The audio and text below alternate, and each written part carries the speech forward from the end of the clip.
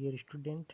Today we are going to discuss about the new topic biodiversity, the one of the most important topic of the ecology. First of all, we need to know about the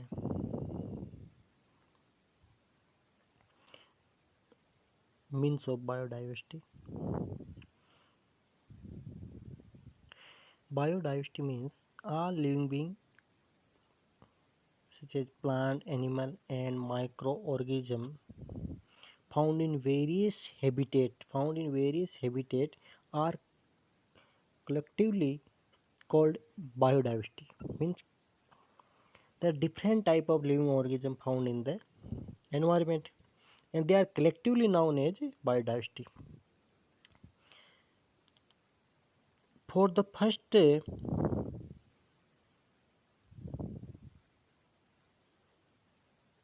E. Nats and McManus used the term biological diversity in 1980 for the quantity of genetic changeability within the species. Means क्या होगा, या number of the species means the E. Nurses and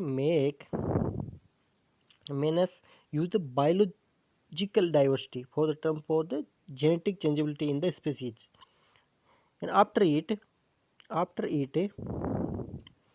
Walter Rosen in 1985 used the term biodiversity. So it is the important question for the NEET.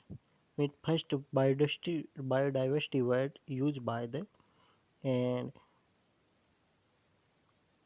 person who used the firstly biodiversity word Miss Walter Rosen. After it, India is the largest country of the world. We know that India is the seventh largest country in the world and second largest country in the Asia area wise by the area. क्षेत्रफल की दृष्टि से, area की दृष्टि से देखें तो क्या है, इंडिया क्या है, दूसरे स्थान पर एशिया में और विश्व में 7वें स्थान पर है। एंड इसमें लार्ज नंबर ऑफ बायोडाइवर्सिटी पाई जाती है। क्यों पाई जाती है? क्योंकि all the ecosystem are found in the India, and different type of places are found in the area found in the area such as ocean in south, desert in west, Himalaya in north, and more climatic condition are and geographical variations is found. Although these geographical condition and variation also altered yeah, affect the presence of the biodiversity. We know that in our country there are broad climate Edaphic geographical variation are found in presence of Himalaya mountain chain side the country, peninsula in west में अंदर क्या होता है, peninsula जो area पाया जाता है, समुद्री एरिया पाया जाता है, कोस्ट एरिया पाया जाता है, नॉर्थ वेस्ट के अंदर डेजर्ट है ना, रेगिस्तान आता है, नॉर्थ ईस्टर्न के अंदर डेंस फॉरेस्ट है जो आसाम वगैरह इलाके पाए जाते हैं, लक्षद्वीप है, यहाँ द्वीप पाए जाते हैं, अंडमान निकोबार है रीजन है। तो यहाँ पर क्या होती है, different type of climate condition है, डिफरेंट टाइप क्लाइमेट कंडीशन है। तो यहाँ पर जो जो फोना एंड फ्लोरा, फोना का मीन्स होता है जीव और फ्लोरा का मीन्स होता है जो प्लांट वेराइटीज होती है, वो डिफरेंट पाई जाती है इसमें। India also keep the important rank in biodiversity from the world wide. यदि वर्ल्ड वाइड की बात करें तो इसमें इम्पोर्टेंट बायोडाइवर्सिटी के हिसाब से भी इसमें कई विभिन्नताएं पाई जाती हैं। According to botanical survey of India and zoological survey of India, there are 4,500 wild plant species and 77,000 wild animal species are identified just now. Botanical survey India की बात करें तो इंडिया के अंदर कितनी 77,000 वाइल्ड एनिमल स्पीसीज आइडेंटिफाइड हो चुकी है, और जो कितनी है 6.5% है टोटल वाइल्ड जो स्पीसीज है उनकी। इंडिया इज आल्सो वेविलोव सेंटर का मतलब क्या होता है, वहाँ पर जो क्रॉप होती है वो जेनेटिकली सेंटर पाए जाते हैं, वहाँ जेनेटिक डाइवर्सिटी पाई जाती है, तो उसको वेविलोव सेंटर पाए बोलते हैं। और वेविलोव सेंटर क्यों बोलते हैं, क्योंकि इसकी सबसे पहले खोज NR वेविलोव ने की थी।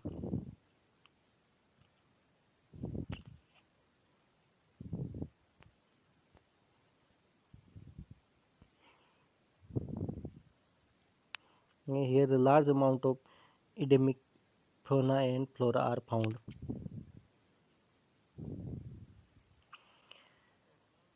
After it is limited, Himalaya, Western Ghat and Andaman Lakshadweep are considered region of rich biodiversity। मतलब ये रीजन है, इनमें रिच बायोडाइवर्सिटी पाई जाती है। और इंडिया के अंदर 2 हॉट स्पॉट पाए जाते हैं। एक तो है वेस्टर्न घाट है और एक है ईस्टर्न हिमालय। याद रखना, इंडिया के अंदर 2 हॉट स्पॉट पाए जाते हैं, आगे पढ़ेंगे अपन। एक तो ईस्टर्न हिमालय और दूसरा है वेस्टर्न घाट है। ये 2 हॉट स्पॉट इंडिया के अंदर पाए जाते हैं।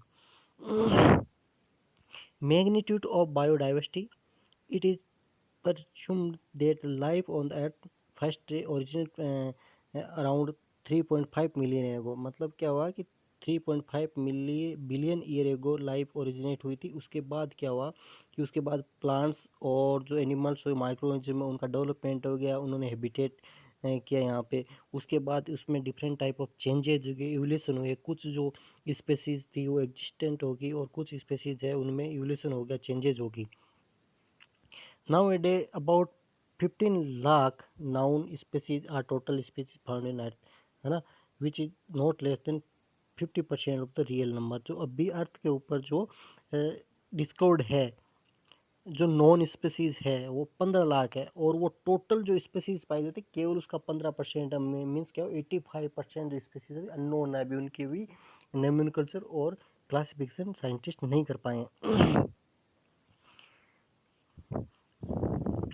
In present, the approximate number of extinct species is 50 lakh to 5 crore. जो स्पीसीज है, एग्जिस्टेंट जो स्पीसीज है वो 50 लाख से 5 करोड़ से। There are 2,50,000 species of flowering plant and only 4,650 species of mammal are known. इनमें से कितनी, केवल जो 2,50,000 स्पीसीज है वो ही अभी जो फ्लोरिंग प्लांट की वो, और 4,650 स्पीसीज है मेमल्स की, वो नॉन है। इसके अलावा जो बैक्टीरिया, वायरस और अदर माइक्रोऑर्गेनिज्म इनकम्प्लीटली नॉलेज है उनके बारे में।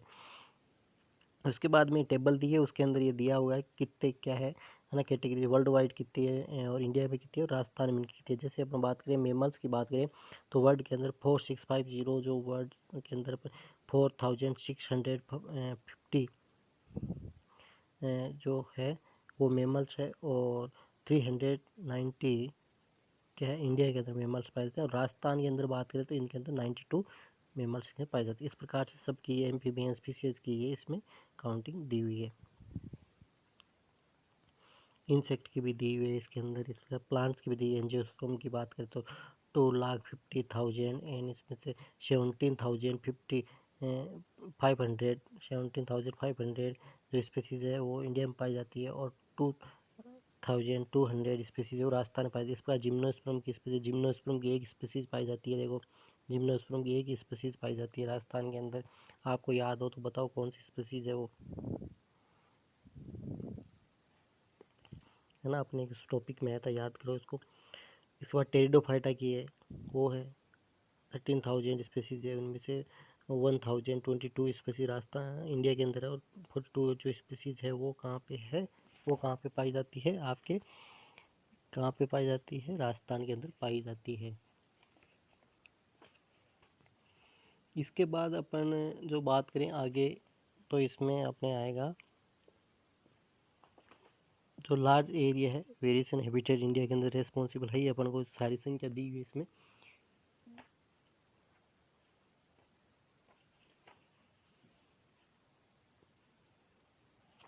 उसमें जैसे अपने ऊपर बता 77,000 जो वाइल्ड एनिमल्स है वो है ना।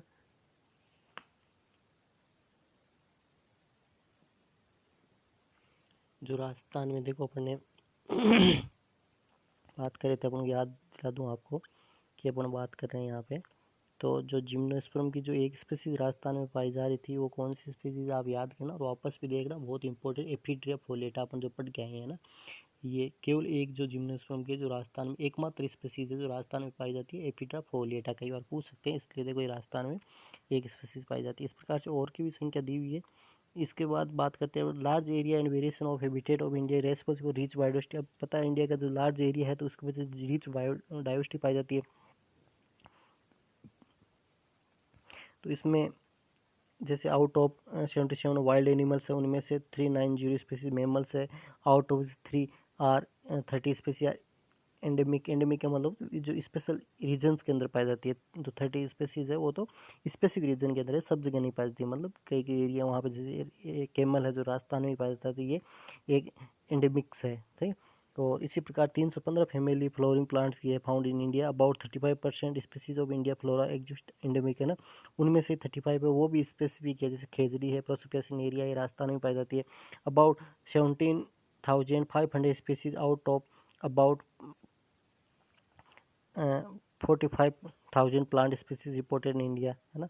आउट ऑफ 60% आर इंडेमिक, है ना, उनमें 60% है वो इंडेमिक है। इस प्रकार से तो ये लार्ज बायोडाइवर्सिटी जो बताता है वो है इसमें। The main biology of India consider eastern Himalaya and western Ghat. जैसे ये बताया, वापस बताया था, ईस्टर्न हिमालय और जो वेस्टर्न घाट है, ये जो जो हॉट स्पॉट है, यहाँ पे ज़्यादा बायोडाइवर्सिटी कंसिडर होती है ना। इसके बाद लेवल्स ऑफ बायोडाइवर्सिटी की बात करें तो लेवल्स ऑफ बायोडाइवर्सिटी के अंदर सबसे पहला आता है इकोसिस्टम डाइवर्सिटी। तो इकोसिस्टम डाइवर्सिटी के अंदर क्या, तो variety of ecosystem given place the ecosystem community of organism and the physical environment interact together. Ecosystem का मतलब क्या होता है, जिस प्रकार की इकोसिस्टम होगा तो उस प्रकार की वहाँ पे डाइवर्सिटी वहाँ पाई जाएगी। और क्या होता है, ये फिजिकल एनवायरनमेंट इंटरेक्टिंग होती है उन ऑर्गेनिज्म के बीच में। An equal to large area such as whole forest होता है, small area and such as pond, है ना।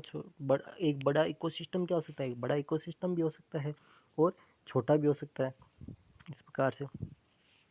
दूसरा जेनेरिक डाइवर्सिटी की बात करें तो प्लांट की बात करें तो एल्गी से लेकर एंजियोस्पर्म प्लांट तक, और एनिमल्स की बात करें तो प्रोटोजोआ से लेकर जो मेमल्स है वहाँ तक जेनेरिक डाइवर्सिटी पाई जाती है। जेनेरिक डाइवर्सिटी का मतलब होता है एक जेनेरिक के अंदर डिफरेंट टाइप ऑफ स्पेसीज होती है, और डिफरेंट टाइप स्पेसीज होती है वो डिफरेंट उनके कैरेक्टर होते हैं, डिफरेंट उनकी फिजिकल स्ट्रक्चर हो सकती है, डिफरेंट उनके अंदर, जैसे प्लांट की बात करें कॉन्स्टिट्यूट हो सकते हैं। तो इस प्रकार से उनके अंदर जेनेरिक डाइवर्सिटी भी पाई जाती है। इसके बाद स्पेसीज डाइवर्सिटी की बात करें तो स्पीसीज डाइवर्सिटी के अंदर भी ये वैरायटी होती है ना। एक जो जिन जीनस होता है या जो जेनेरा होता है उसके अंदर डिफरेंट टाइप स्पीसीज पाई जाती है, और स्पीसीज होती है वो क्या होती है, वो डिफरेंट होती है।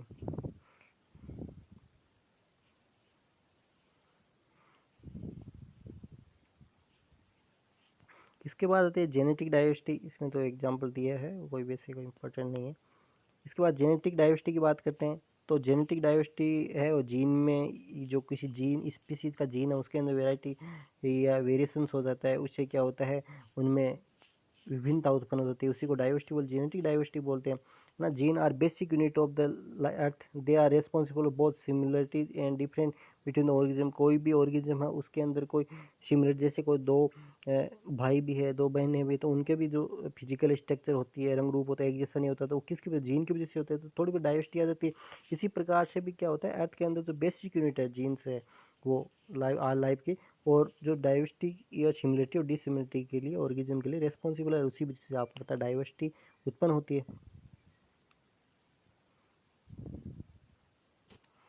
इसके बाद आता है यूजेज ऑफ बायोडाइवर्सिटी की बात करते हैं।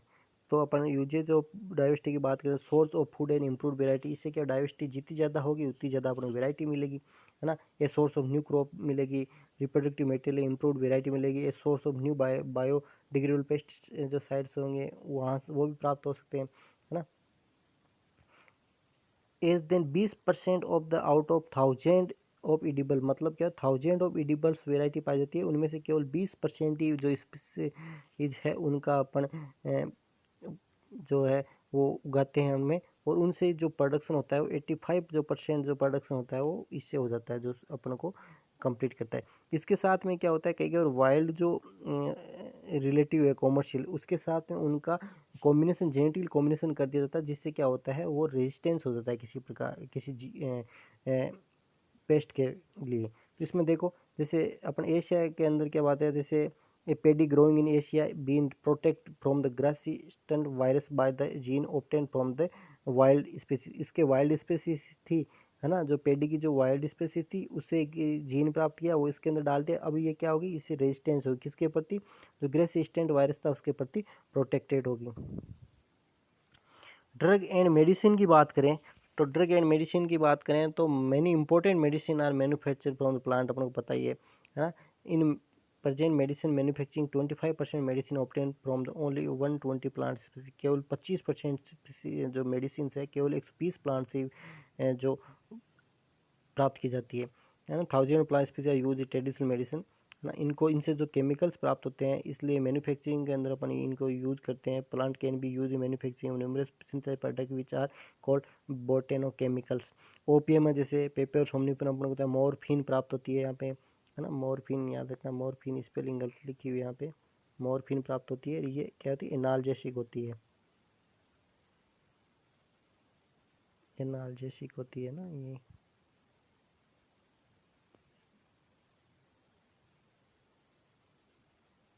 एनाल्जेसिक होती है। इसके बाद सिंकोना है, सिंकोना लिडिजियाना है, ये क्यूनिन प्राप्त होती है, मलेरिया में प्राप्त होती है। टेक्सस से अपने पहले पता है, टेक्सस जैसे टेक्सोल प्राप्त होता है। कैंसर में क्या होता है, डिजिटलिस पुरपुरी है, डिजिटॉक्सिन प्राप्त होती है, हेड डिजीज में काम होता है। और होम्योलेंथस नियोटॉन्स है, इसे प्रोस्टेटिन प्राप्त होता है, जो एड्स में काम आता है। इस प्रकार से एस्थेटिक एंड कल्चर बेनिफिट्स क्या हो सकते हैं। एस्थेटिक्स क्या मतलब होता है, जो सौंदर्य ये, और कल्चर मतलब क्या हो जाएगा आपने, जो एक्टिविटी, कल्चरल मतलब जो होता है वो खेल कूद के लिए, या जो अपन बात करें उसके आनंद के लिए जो होता है ना, उस प्रकार से। बायोस्टिक जो इम्पोर्टेंट कंट्रीब्यूशन इकोलॉजी टूरिज्म, जो bird survey, wildlife and horticulture, human as connected to importance of biodiversity from the meditated of culture and regional methodology. तो इसमें अपन जब बायोडाइवर्सिटी से अपन को फ़ायदा क्या मिलता है, डिफरेंट टाइप बायोडाइवर्सिटी पाई जाती है। तो उससे क्या होता है, अपन जैसे अपन गार्डनिंग करते हैं तो उसमें डिफरेंट टाइप बायोडाइवर्सिटी की वजह से अपन डिफरेंट टाइप फ्लोरिंग प्लांट लगा सकते हैं। दूसरा अपन बात करें रिलीजियस माइथोलॉजी की बात करें तो जैसे तुलसी है, ओसिमम सेंक्टम है, पीपल है, फाइकस रिलीजियोसा है, खेजरी है, प्रोसिपेसिन एरिया है, are to are grow in culture and religious कि इनको रिलीजियस पर्पज़ के हिसाब से उगाया जाता है। तो इनका वो भी एक बेनिफिट्स होता है। फिर होता है बैलेंस ऑफ इकोसिस्टम की बात करें अपन, तो जितनी ज़्यादा डाइवर्सिटी होगी, और इंडिया आपको पता है रिच डाइवर्सिटी है, तो एनवायरनमेंट के अंदर क्या होता है, इकोसिस्टम होगा उतना ही ज़्यादा स्टेबल होगा इस प्रकार से। इसके बाद थ्रेट ऑफ बायोडाइवर्सिटी की बात करें,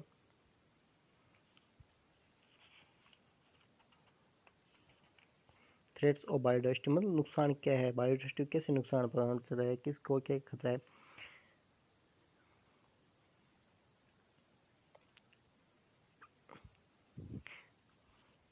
loss of natural habitat and fragmentation.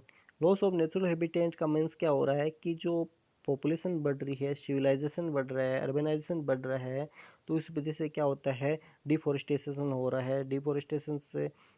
Deforestation से क्या हो रहा है, और फ्रेगमेंटेशन और जिससे क्या होता है, जो वहाँ के जो एनिमल्स है वो माइग्रेट कर रहे हैं, या मर रहे हैं, किल हो रहे हैं अपने, है ना, डेड हो रहे हैं। तो उस वजह से क्या होता है, ये नुकसान होता है। साथ साथ में कई बार क्या होता है कि इसमें कई बार कोई स्पीसीज़ होती है वो ज़्यादा मात्रा में पाई जाती है ना। कोई एक स्पीसीज़ है वो ज़्यादा मात्रा में पाई जाती है, तो वो क्या हो जाएगी, दूसरी स्पीसीज़ होगी उसे प्रीडेटर की तरह कार्य करेगी, उसका भक्षण कर देगी। इस प्रकार एक संतुलन होना ज़रूरी है नेचुरली उनके हैबिटेट का, ताकि उनके जो नेचुरल हैबिटेट हो उसमें लॉस ना हो। इसके बाद है डिस्टरबेंस एंड पोल्यूशन। पोल्यूशन की वजह से ही जो ऑर्गेनिज्म है जो फॉरेस्ट के अंदर रहते हैं उनके अंदर डिस्टरबेंस हो रहा है, उनके जो जीन्स है, स्पेसीज है, और उनके अंदर चेंजेज हो रहा है, उस वजह से भी अपने ये नुकसान हो रहा है इसमें। Introduction of exotic species. Exotic species का मतलब वो हो जाए जब अपन कोई एक्जोटिक स्पेसीज को इंट्रोड्यूस कर देते हैं तो उस एक्जोटिक स्पीसीज से भी क्या होता है, वो प्रेइंग करती है, प्रेडेटर की तरह काम करती है, और जो उनका नेचुरल जो हैबिटेट होता है, जो इसमें अपन एक्जोटिक स्पीसीज को डाला है, उसको वो ख़त्म करती है। जैसे इसके बहुत सारे एग्जाम्पल दिए हुए हैं, तो ये देखिए, जैसे नाइल पर्च, ये एक मछली है, इसको विक्टोरिया जो ईस्ट अफ्रीका के अंदर वो झील थी उसके अंदर डाला गया था। इसने क्या कर दिया, ये जो सिक्लिड जो फिश थी उनको 200 स्पीसीज पाई जाती है इस झील के अंदर, सिक्लिड स्पीसीज, उसको सब खत्म कर दिया। ठीक है। अब वाटर हाइसिंथ जिसको इकोनिया बोलते हैं, जो aquatic life in pond and lake, the existing aquatic life ना उसको पूरी फैल जाती है, और दूसरे को ये क्या करती है, नुकसान करती है। Lantana camara strong competitive with native species, lantana camara ये है जो जो है, ये दूसरी स्पीसीज को ख़त्म कर देता है। It spread money forest in different part of the country, मतलब पादप है लेंटाना कैमरा, जो क्या करता है, खुद उगता है, दूसरे को उगने नहीं देना। इससे क्या होता है, दूसरे को नुकसान पहुंचा देता है। ओवर यूज नेचुरल रिसोर्सेज, अपन को पता ही है। नेक्स्ट जो इसका जो कारण है थ्रेटिंग का, वो हो रहा है कि नेचुरल रिसोर्सेज है उनका ओवर यूज हो रहा है। ओवर यूज क्यों हो रहा है, कि पॉपुलेशन ज़्यादा बढ़ी, सिविलाइजेशन ज़्यादा बढ़ा, अर्बनाइजेशन ज़्यादा बढ़ रहा है, मॉडर्नाइजेशन ज़्यादा हो रहा है। इससे क्या हो रही है कि जो अपन उनकी रिसोर्सेज की फुलफिल करने के लिए क्या हो रहे हैं, जो प्लांट है उनको कट कर रहे हैं, उनको डिस्ट्रॉय कर रहे हैं, साथ साथ में जो वाइल्ड एनिमल है उनको भी किल कर रहे हैं अपने पर्पज़ के हिसाब से, अपनी जो फुलफिल है रिक्वायरमेंट उसको करने के लिए ना। तो इस हिसाब से क्या हो रहा है कि वहाँ पे नेचुरल रिसोर्सेज का भी नुकसान हो रहा है ओवर यूज़ करने से। तो इसको फिर आता है नेचुरल क्लाइमेटिस जो है, नेचुरल क्लाइमेटिस जैसे फ्लूड, साइक्लोन, लैंडस्लाइड और एवलांचेज, है ना, वो volcanism etcetera, all response depletion biological diversity कभी कभी आती है। तो ये क्या होती है, बहुत बड़ी डाइवर्सिटी को ख़त्म कर देती है। बहुत सारे जो पौधे होते हैं वो ख़त्म होते हैं, जीव होते हैं वो ख़त्म हो जाते हैं।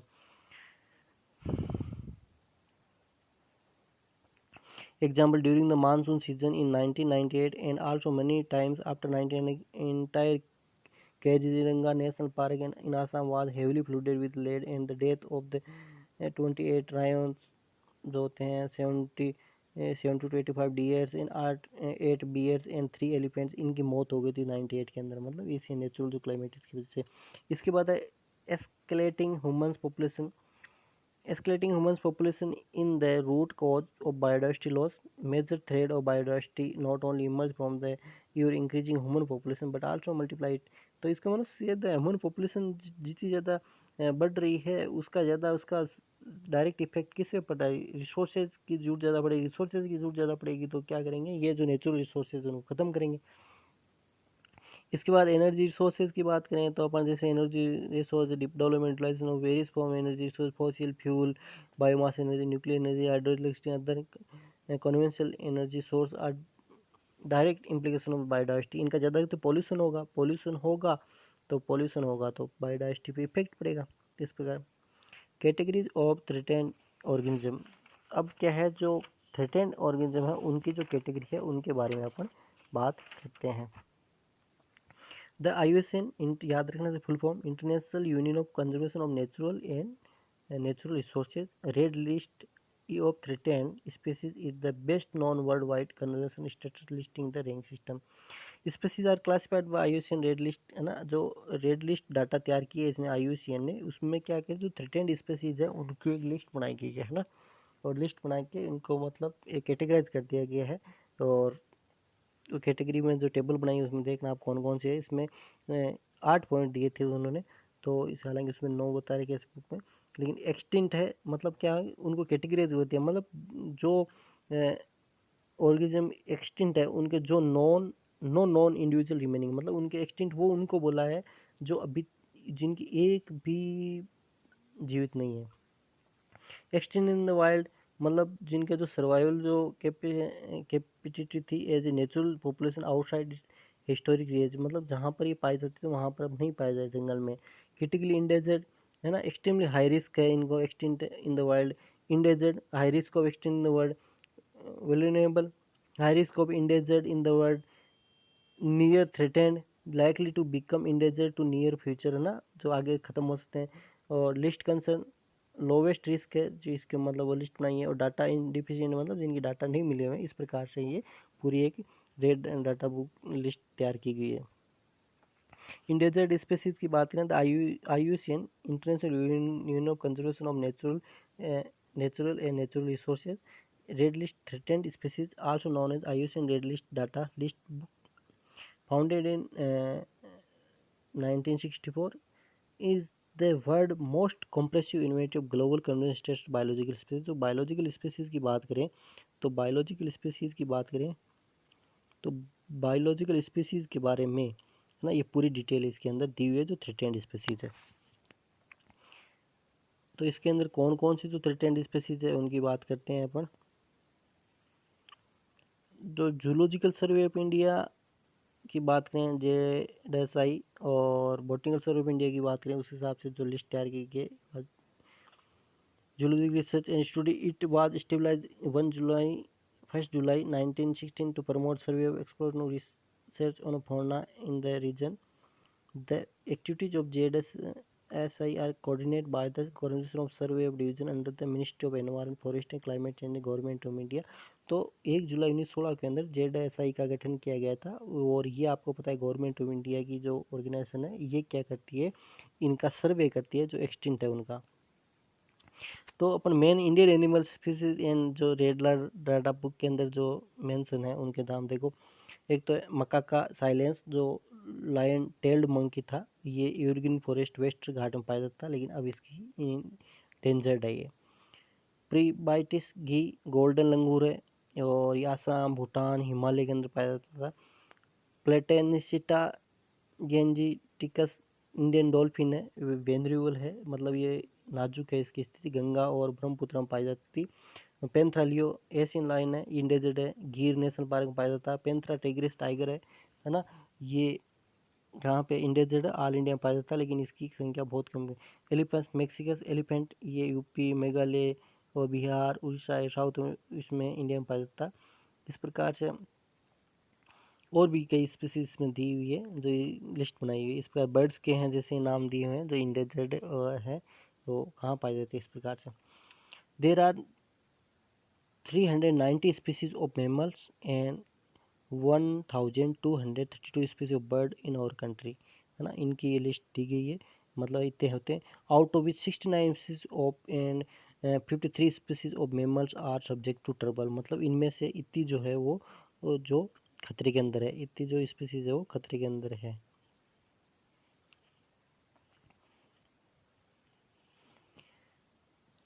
Like this mountain Kiul is also extremely in English centre by English centre के द्वारा जो माउंटेन जो क्यूल था उसको भी इंग्लिश सेंटर के द्वारा ख़त्म कर दिया, जो बटेर बोलते थे उनको। Some main endangered animals in India black buck है, चिंकारा है, वॉल्फ है, स्वैम्प डियर है, नीलगाय है, एंटेलोप है, टाइगर है, राइनोसिरोस है, गिर लॉयन है, क्रोकोडाइल है, फ्लेमिंगो है, पेलिकन है, बस्टर्ड है, वाइट क्रेन है, ग्रे हिरोन है, माउंटेन क्यूल है। ये सारे के सारे इंडिया के स्पीशीज है जो इंडेंजर्ड है। Beside our country, wild animal of other country are going to endanger. African cheetah, black rhino, African lion, gorilla, and Russian polar bear and Siberian crane, and are some of the count extinct animals. Eastern mountain lion of America, passenger pigeon, Carolina parrot, or Serbian hen completely extinct. White-tailed prairie dog that was found thousand in number now as rare, मतलब बहुत ज़्यादा संख्या में पाई जाती थी लेकिन अब बहुत कम हो गए। Beside whooping crane, snail, darter fish, moose, crazy bear, caribou, marten, yellow-billed woodpecker, Hawaiian geese, Florida panther are endangered categories. Red Data Book published by Survival Service Commission of International Union of Conservation of Natural and Natural Resources, जो इसकी full form दी है IUCN, include list of endangered plant according to the worldwide about 20,000 plant species undergoing the threat extinct. Out of these, some of Asia, Koa, Mescarina, Rivi, Gilina, Lodesia secalerum, Cypridium calcoculum, etc. In our country, in last few years, due to fast increase in agriculture, urbanization, or grazing, many plant of species deep affected. Some of these are Balenophora involucrata, Peritropsis ejecumontina, Saussurea lappa Dioscorea many orchids. ये जो species है India के अंदर ये भी क्या हो रही है, endangered. According to Indian botanical survey, Nepenthes जिसको पिक्चर प्लांट बोलते हैं, khasiana and insectivorous plant are also included list of the endangered which mainly Khasi hill of the east west में पाया जाता था। इसके साथ में देखो some of the endangered plant species India, the Andaman Nicobar की बात करते हैं, एलियंथस खुरजी जो रूबेसी फैमिली का एंजियोस्पर्म जो किंगडम उसका उसमें डिविजन्स और इंजेशन। उसके बाद डाइप्टेरोकार्पस खेरी, ये डिप्टेरोकार्पेसी फैमिली का है। मास्टिका एंडमानेसिया या एंडमेसिका, ये मास्टेसी फैमिली का है। हिमालयन ईस्टर इंडिया की बात करें, डायसोरिया डेल्टोइडिया, डायसोरियसी और डायसेरिया इंडिका, डायसोरियसी और नेफेथिस कैसियाना, नेफेंथिसी फैमिली का। Rauvolfia सरपेटाना, Apocynaceae, vanilla पिलीफेरा, orchidaceae. Peninsular जो इंडिया है, जो द्वीपीय क्षेत्र की बात करें अपन, तटीय क्षेत्र, सिरोपेजिया पेंटेस्टिका, सिजलपिडिसी और सेंटलम एल्बम चंदन जिसको सेंटलेसी फैमिली के। राजस्थान की बात करें, गुजरात रीजन की बात करें तो इनके अंदर कोमीफेरा विटी जो ब्रुसेरेसी फैमिली का है। और इसके बाद रोजा इनवोलुक्रेटा जो रोजेसी फैमिली का है।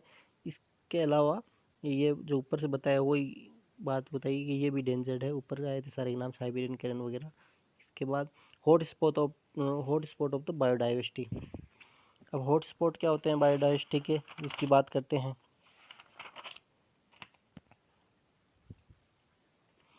Hotspot are area with high density of biodiversity और mega diversity which are most threatened at present। मतलब क्या होती है, हॉटस्पॉट वो हो रही है जहाँ पर बहुत ज़्यादा मात्रा में बायोडाइवर्सिटी पाई जाती है, लेकिन इस टाइम क्या है उनको थ्रेटेंड है, अभी 8% क्या होते हैं उनको खतरा है।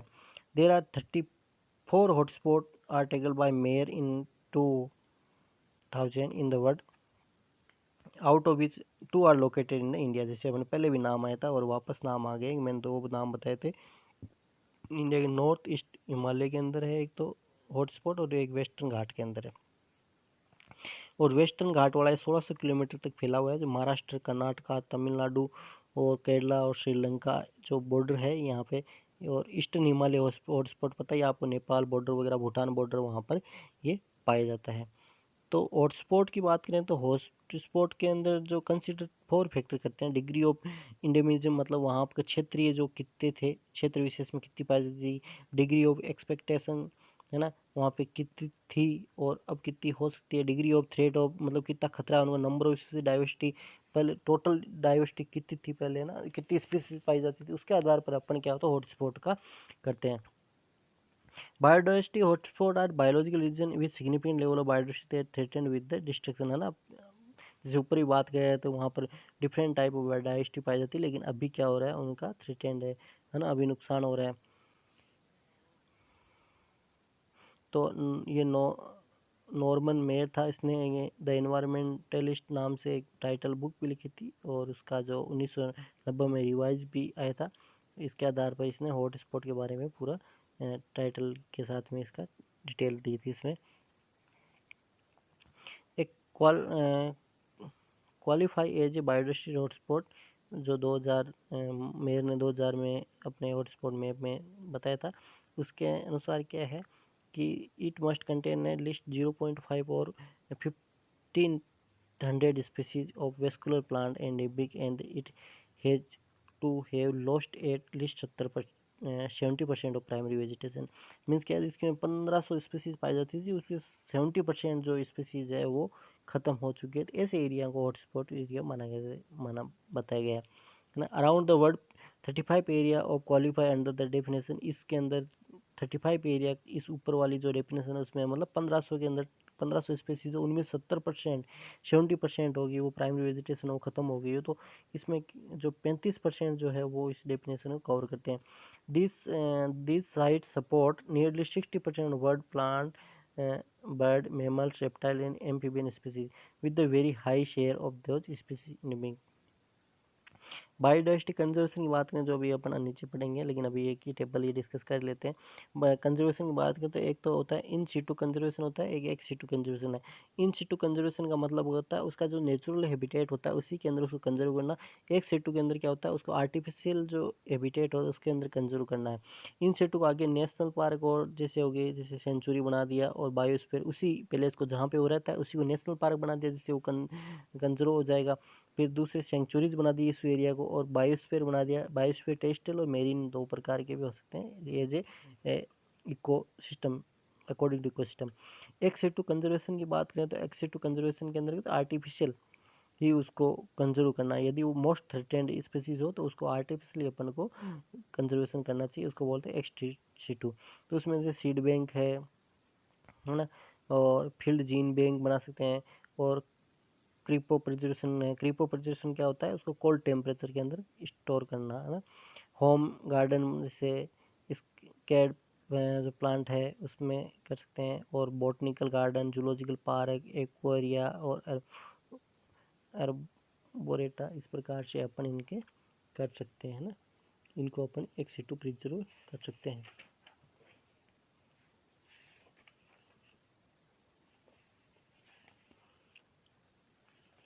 अब इसके बाद बात करते हैं अपन, या वापस डिटेल में आएंगे ना। जो कंजर्वेशन दो प्रकार का होता है, जिसे अपने ऊपर बात करें एक सीटू और इन सीटू। एक सीटू इन सीटू का मतलब conservation of species on their natural habitat है ना। नेचुरल हैबिटेट से अपने बात की उसी में कंजर्व करते हैं तो इसको नेचुरल कंजर्वेशन कहते हैं। इससे क्या होता है वो उसके हेम जो उसका हैबिटेट होता है उसी के अंदर अच्छे से रह सकता है जो स्पीसीज होता है, और रिप्रोडक्शन वगैरह जो होता है उसका वहाँ पे सही होता है। इसके बाद जैसे different advantage of in situ conservation. In situ के है एडवांटेज क्या है, तो इसमें देखो it is cheap and convenient way to conserving biological diversity है ना। जैसे है वहाँ पे रख दो उसको तो चीप है ना, इस प्रकार से सबसे पहले। दूसरा है it offer the way of preserve large number of organism है ना। ये कई जो ऑर्गेनिज्म है उनको सबको, जैसे एरिया को पूरे के ऊपर ने क्या इन सीटू कर दिया तो उसको करीब प्रिजर्व कर सकते हैं। The accident in natural ecosystem provide opportunity to living organism to adjust different environmental condition and also involve the better life form है ना। तो इससे जो पूरे एनवायरमेंट खुले इकोसिस्टम में वो अपॉर्चुनिटी रहेगी ताकि वो दूसरे ऑर्गेनिज्म के साथ भी एक्टिविटी कर सकता है, और उससे क्या बेटर लाइफ फॉर्म उसको फील होगी।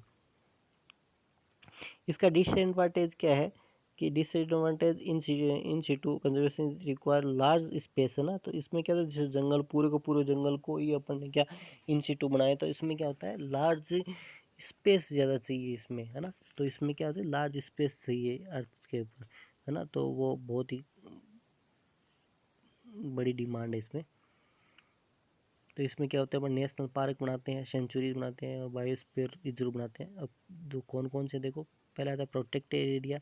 Protected area biological area where biological diversity along. तो प्रोटेक्टेड एरिया की बात करें तो प्रोटेक्टेड एरिया मतलब बायोग्राफिकल एरिया होते हैं वो जो कि बायोडाइवर्सिटी को उनके नेचुरल हैबिटेट के साथ में और कल्चर रिसोर्स के साथ प्रोटेक्ट करते हैं। और इस प्रोटेक्शन में क्या होता है एडमिनिस्ट्रेशन और लीगली तरीके से अपन इसको प्रोटेक्ट करते हैं ना। इसका दूसरा आता है नेशनल पार्क। ये भी क्या होते हैं स्मॉल रिजर्व एरिया होते हैं और is meant for the protection of wild animal their natural habitat में गवर्नमेंट के थ्रू मेंटेन होते हैं। और इनके जो पार्क की रेंज होती है 0.04 से 3162 किलोमीटर तक हो सकती है। तो ये काफ़ी एरिया बड़ा होता है। The activity like grazing, cultivation, habitat manipulation not permitted of this area, इस प्रकार किसी प्रकार का इसमें नहीं होती है। अपने बात करें तो इंडिया के अंदर 89 नेशनल पार्क है, उनमें से some of the national park are biological park Nandankanan Orissa के अंदर है। कॉर्बेट नेशनल पार्क जो नैनीताल उत्तराखंड का जो फर्स्ट नेशनल पार्क है, याद रखना आप। इसके बाद काजीरंगा नेशनल पार्क है जोरहट आसाम के अंदर है। और जो टूडूला नेशनल पार्क है वो महाराष्ट्र के अंदर है। हजारीबाग नेशनल पार्क है, हजारीबाग बिहार के अंदर है। बंदन वाघ नेशनल पार्क है एमपी के अंदर है। बादीपुर नेशनल पार्क कर्नाटका के अंदर है। कान्हा नेशनल पार्क एमपी के अंदर है। रिबुल लमजाऊ नेशनल पार्क मणिपुर के अंदर है और नावगो नेशनल पार्क है महाराष्ट्र के अंदर। इसके बाद सेंचुरीज की बात करते हैं तो sanctuaries are area only wild animals जो फौना प्रेजेंट होते हैं और उनकी एक्टिविटी को अपन जो है उसको अपन क्या करते हैं प्रिजर्व करने के लिए ये बनाते हैं। The activities they like harvesting of timber, collection of forest product, cultivation of land, etc. permitted as long these are not interfere with the project, है ना। तो इनको तभी परमिट किया जाता है तब इनके प्रोजेक्ट में जो सेंचुरीज का प्रोजेक्ट है उसमें कोई इंटरफेयर नहीं होता। This is control biotic interference and permit in sanctuary with allow visiting the tourist for recreation, मतलब जो टूरिस्ट वगैरह उनको इसमें सेंचुरीज में घूमने के लिए परमिशन दिए। The area under the sanctuary में बिटवीन द 0.61 टू 7,818 किलोमीटर का एरिया इसमें होता है। तो उड़ीसा के जो कुछ सेंचुरीज है उनके नाम इसमें बताया गया है। नंदनकानन सेंचुरी है, चंदका एलिफेंट रिजर्व है, सिंपलीपल टाइगर रिजर्व है, बीता बीता और कनिका वाइल्ड लाइफ सेंचुरी है और घड़ियाल प्रोजेक्ट ऑफ टिकार पड़ा है और चिलिका नालाबन सेंचुरी है। इसके बाद biosphere reserve, biosphere reserve of natural reserve और multipurpose protected area with boundaries circumference by legislations, मतलब क्या होता है कानून के दायरे में होता है सारा का सारा एक एरिया होता है जिसकी और भी कई एक्टिविटीज़ होती है। The main biosphere reserve genetic diversity in representative ecosystem by protecting wild animal traditional life style inhabited by the domesticate plant animal genetic resources, मतलब इसमें एक सारी की सारी चीज़ें शामिल की जाती है। These are scientifically manage along only the tourist to visit, scientifically manage होती है, रिसर्च चलता रहता है इनके ऊपर ना बायोस्फीयर एरिया के अंदर और साइंटिफिकली मैनेज होती है। एक्स2 कंजर्वेशन की बात करें तो एक्स2 कंजर्वेशन इन्वॉल्व मतलब आर्टिफिशियली इनको जब अपन प्रिजर्व करते हैं, मतलब किसी जैसे इसको अपन लाके जू के अंदर रख लेते हैं ताकि कोई एक स्पीसीज बची हुई है उसी को लाके जू के अंदर रखें ताकि उसको अपन खाना भी खिला सकें, मेडिसिन भी दे सकते हैं ताकि अपनी आंखों के सामने रहे। तो इस प्रकार कंजर्वेशन उनके लिए होते हैं जो इंडेंजर्ड में ज़्यादा प्लांट्स होते हैं, एनिमल्स होते हैं जो बहुत ही ज़्यादा इंडेंजर्ड होते हैं, तो उनके अपन से आर्टिफिशियल ब्रीडिंग भी करा सकते हैं, तो उसके अपन को प्रिजर्व कर सकते हैं, है ना। तो उसको इसमें जैसे some important area under the conservation are seed gene bank भी बना सकते हैं ना, है ना, फील्ड जीन बैंक भी बना सकते हैं और बॉटनिकल गार्डन्स में जू भी है। स्ट्रेटेजी ऑफ एक्स2 कंजर्वेशन, इसके फायदे क्या होंगे, identify species to be conserve, पर सबसे पहले अपन उसको आइडेंटिफाई करना पड़ेगा। Adoption of different ex situ method for the conservation, उसके लिए कौन सा मेथड सही रहेगा उसको अडोप्ट करना। Long term captive breeding and propagation for the species with have lost their habitat permanently, है ना, जो हैबिटेट जिसका परमानेंटली लॉस्ट हो गया उनको अपन ब्रीडिंग और प्रोपेगेशन करवा के उसको ताकि और उसकी संख्या बढ़े, फिर उसको अपन वापस रिप्लेस कर दें। Short term propagation release of the animal in their natural habitat, animal translocation, animal reintroduction, advance technology in the service of endangered species. The different advantage of ex situ conservation, इसकी एडवांटेज क्या है, जो it give a longer life time and breeding capacity to animal, सही है, तो उसमें क्या हो जाएगा उसको संरक्षण में रहेगा तो ब्रीडिंग कैपेसिटी बढ़ जाएगी। Genetic technique can be utilise in the process, इसके अंदर जेनेटिक टेक्निक भी कर सकते हैं उसको। Capacity captivity breed species can again be reintroduce in the wild.